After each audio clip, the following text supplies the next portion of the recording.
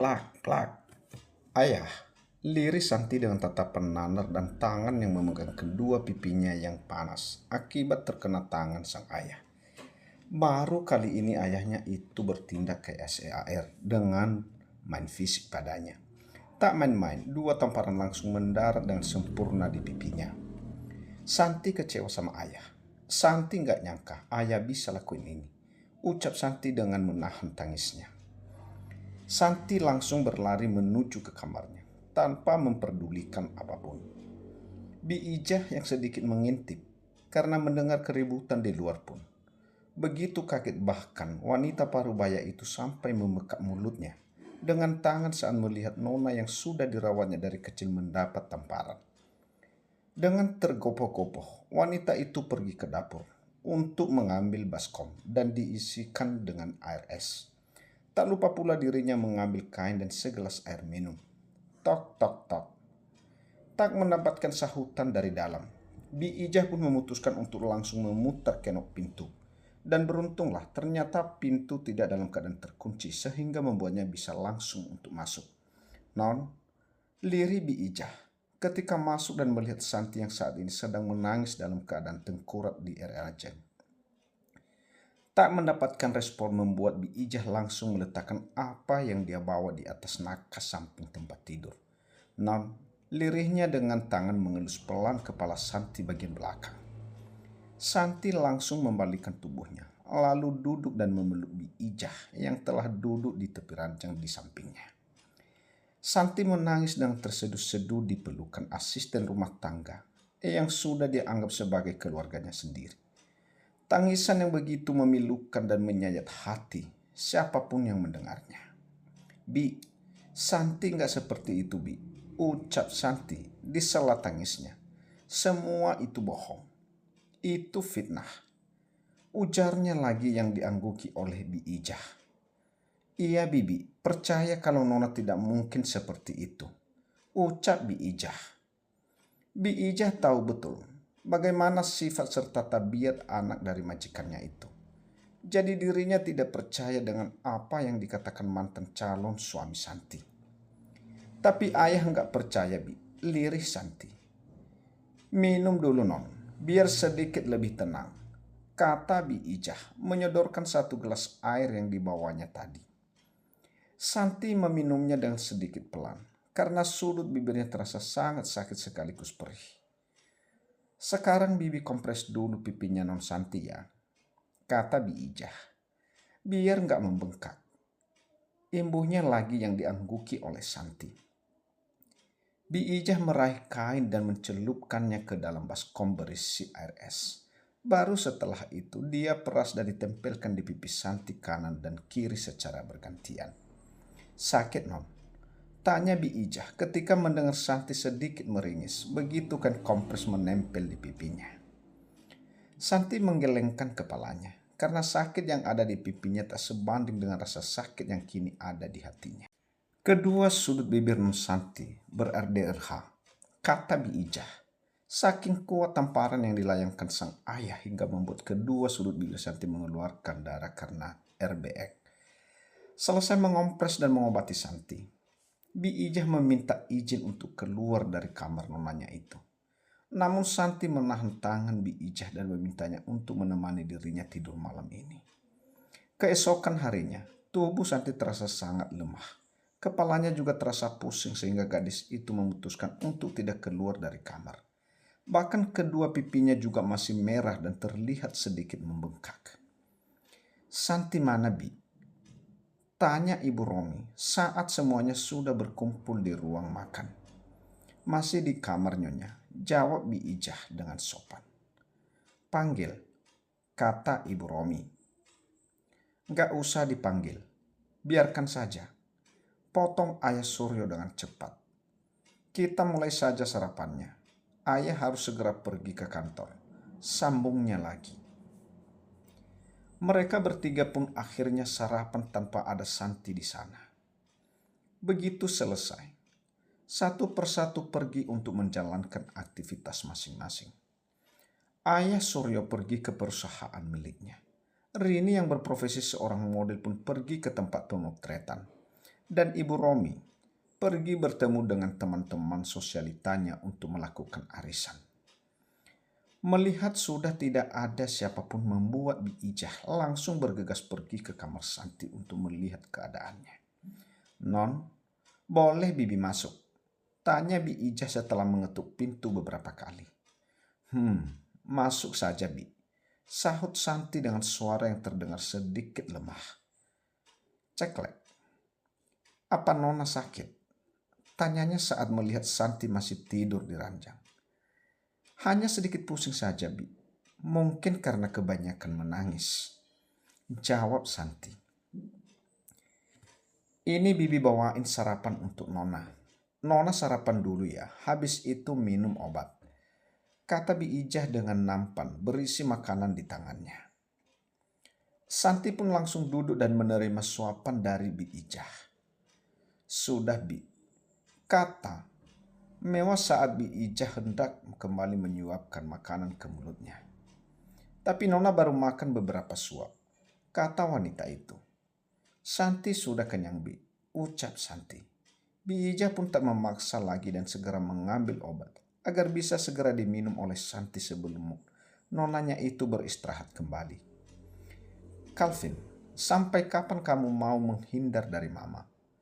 kata sang mama saat Calvin ingin langsung pergi ke perusahaan tanpa sarapan terlebih dahulu saat melihat sang mama ada di rumahnya.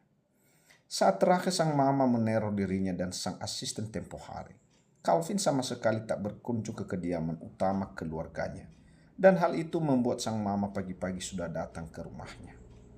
"Calvin gak menghindar Mam, tapi Calvin benar-benar lagi sibuk akhir-akhir ini," sahut Calvin. "Banyak proyek yang Calvin tangani Mam," imbuhnya lagi. "Selalu saja pekerjaan yang kamu jadikan alasan Calvin," kata sang mama. "Mau sampai kapan kamu seperti ini Calvin?" tanyanya. "Kita bicarakan ini lain waktu ya Mam," kata Calvin sambil melihat jam tangan mewah yang melingkar di pergelangan tangannya, seolah-olah dirinya sedang diburu waktu. "Calvin ada meeting penting sama klien pagi ini," ujarnya. "Baiklah, tapi Mama minta akhir pekan kamu temani Mama keluar," pinta sang mama. "Ayolah Mam, kenapa harus Calvin? Kenapa tidak? Iya, atau kita akan bahas tentang jodoh buat kamu sekarang juga," tegas sang mama memotong perkataan putra sulungnya itu. Ya, baiklah Mam," kata Calvin dengan sangat terpaksa. "Sekarang apa Calvin sudah boleh pergi Mam?" tanyanya. "Silahkan," ucap sang mama. Calvin yang sudah mendapat izin pun langsung menyambar tangan sang mama. "Calvin pergi dulu Mam," pamitnya. "Iya, hati-hati," kata sama mama. "Calvin jangan lupa, akhir pekan," seru sang mama mengingatkan. "Iya Mam," sahut Calvin yang sudah berjalan menjauh. "Awas saja kalau kamu sampai ingkar Calvin," gumam sang mama saat melihat sosok sang putra semakin berjalan menjauh. Sore ini Santi memutuskan untuk pergi keluar setelah seharian dirinya mengurung diri di kamar. Lagian pusing di kepalanya juga sudah sedikit membaik. Daripada di kamar sendiri membuatnya lebih mumet, ia mending keluar. Hack out mungkin sama Mary. "Loh, Non Santi mau kemana?" tanya Bi Ijah yang berpapasan dengan Santi di ruang tengah. "Mau keluar Bi, ke rumah Mary," jawab Santi. "Tapi Non kan sedang sakit," kata wanita parubaya itu, yang kelihatan banget kalau khawatir dengan kondisi majikannya. "Tak apa Bi, ini sudah mendingan," sahut Santi. "Pergi dulu ya Bi," pamit Santi. "Ya sudah, kalau gitu Non Santi hati-hati di jalan. Jangan ngebut-ngebut," kata Bi Ijah yang diangguki oleh Santi. Santi mengendarai mobilnya dengan kecepatan sedang. Pergi menggunakan mobilnya sendiri dalam artian kendaraan itu dibeli dengan jerih payahnya sendiri. Dari dulu memang Santi selalu menyisihkan uang saku yang diterimanya dan siapa sangka tabungannya itu berguna. Terlebih lagi setelah sang bunda pergi untuk selamanya dan posisinya digantikan oleh wanita lain. Kehidupan Santi pun berubah. Dari yang tadinya mendapatkan perhatian penuh dari ayahnya, berubah hampir total. Santi jadi sering terkena marah dari sang ayah karena kata-kata ibu dan saudara tirinya yang memfitnah dan mencari celah kesalahan dirinya. Apalagi uang bulanan yang harusnya untuk Santi harus hilang hampir setengahnya karena semua pengelolaan ada di tangan istri baru sang ayah. Dari yang tabungannya itulah Santi mulai merintis usahanya. Mulai menyewa tempat kontrakan kecil, satu petak yang digunakan untuk membuat kue, dan menitipkannya ke warung-warung, juga kantin sekolah. Dan itu semua Santi lakukan sepulang dari sekolah saat dirinya duduk di bangku kelas 2 SMU. Dan orang pertama yang diperkerjakannya adalah Bu Meni, yang kebetulan kontrakannya berada tepat di samping kontrakan Santi. Bu Meni yang hanya seorang ibu rumah tangga dengan suami yang hanya bekerja sebagai buruh pabrik.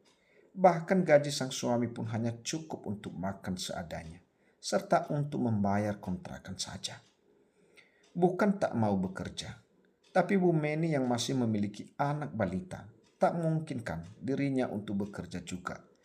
Mau ditaruh di mana anaknya jika dirinya juga bekerja, sedangkan untuk membayar orang yang bisa dititipi anak itu, bayarannya pun lumayan. Semakin berkembang dan berkembang, pesanan demi pesanan mulai dia dapatkan sehingga Santi bisa untuk menambah pekerja lagi, walaupun satu orang. Lama-kelamaan, Santi memutuskan untuk menyewa ruko sebelum akhirnya dirinya bisa memiliki ruko sendiri seperti saat ini. Tak ada yang tahu, baik itu ayah, ibu, maupun saudara tirinya, jika itu adalah toko Santi sendiri. Yang mereka tahu, Santi hanya bekerja mengelolanya saja. Setelah berkendara cukup lama, akhirnya Santi memutuskan untuk singgah sebentar di sebuah kafe, sambil memikirkan mau pergi kemana setelahnya. Karena terlalu malas untuk dirinya berada di rumah ketika semua anggota keluarga sudah kembali dari segala aktivitas mereka. Muak rasanya jika harus menetap wajah mereka satu persatu. Kebetulan kafe masih terlihat belum begitu ramai, jadi Santi masih bebas memilih mau duduk di mana. Hingga akhirnya pilihannya jatuh di tempat duduk paling pojok belakang dekat jendela. "Permisi kak, mau pesan apa?" tanya salah satu pelayan kafe yang datang menghampirinya. Satu es cappuccino, satu sama roti bakar keju satu," jawab Santi. "Baik kak, ditunggu pesanannya sebentar," ucap sang pelayan sebelum berlalu pergi. "Bunda, kenapa kehidupan Santi seperti ini?" gumam Santi dalam hati. Santi kangen sama bunda, katanya, lai dengan air mata yang tak terasa sudah meleleh ke kedua pipinya. Segala menurut Santi buyar dan langsung buru-buru menyeka air matanya ketika sang pelayan kafe mengantarkan pesanannya. "Di kediaman Naraswan, sendiri saya ini sedang kedatangan tamu, yaitu Rifan dengan kedua orang tuanya. Kedua keluarga sudah duduk bersama di rumah tamu untuk membicarakan permasalahan yang ada saat ini. Maaf Bapak Suryo dan Ibu, kami kesini dengan tujuan untuk membatalkan pernikahan kedua anak kita, yaitu Rifan dan Santi," kata ayah Rifan. "Kami sebagai orang tua dari Rifan begitu sangat kecewa dengan apa yang didapatkan putra kami dari putri Bapak." Santi tuturnya lagi. "Kalau boleh kami tahu Santinya di mana ya Pak?" "Bu, kok nggak hadir di sini juga?" tanya ibunya Rifan. Ayah Suryo dan Ibu Romi saling pandang sejenak sebelum menjawab. Namun tak terlalu lama, Ayah Suryo pun berkata Santi sedang pergi keluar, Bu. "Bukannya Rifan sudah memberitahu jika kami akan berkunjung? Dasar tak punya sopan santun," cibir ibunya Rifan yang memang sedari dulu tak menyukai Santi. Kebetulan undangan juga belum disebar dan persiapan pernikahan juga belum rampung. Jadi kami rasa tak begitu merepotkan jika pernikahan ini dibatalkan, kata ayah dari Rifan lagi. "Iya Pak, apapun keputusan dari Rifan dan keluarga, kami sekeluarga menerimanya. Kami cukup sadar diri karena kesalahan memang berasal dari putri kami," sahut ayah Suryo. Kami minta maaf yang sebesar-besarnya kepada keluarga Bapak atas segala yang terjadi. Sungguh ini semua di luar kuasa dan kendali kami. Ucap Ayah Suryo lagi dengan perasaan kecewa, terlebih lagi malu. Harga dirinya benar-benar seperti diinjak-injak saat ini. Dan semua ini karena ulah putrinya, putri kandungnya, darah dagingnya sendiri. Mendengar pesta pernikahan dibatalkan membuat Rini memberi kode pada sang ibu. Ibu Romi yang mengerti pun langsung membuka suaranya. "Yah, apa ini nggak akan membuat malu? Membuat aib keluarga jika harus batal," kata Ibu Romi. "Orang-orang sudah banyak yang tahu kalau keluarga kita akan segera menggelar pesta pernikahan. Kalau semua ini tidak jadi, apa nggak akan membuat keluarga kita jadi omongan?" sambungnya. "Terus kita mesti gimana, Bu? Nak Rifan dan keluarganya sudah kecewa dengan Santi," kata Ayah Surya. Dirinya pun juga sebenarnya berpikir hal yang sama dengan sang istri. Nak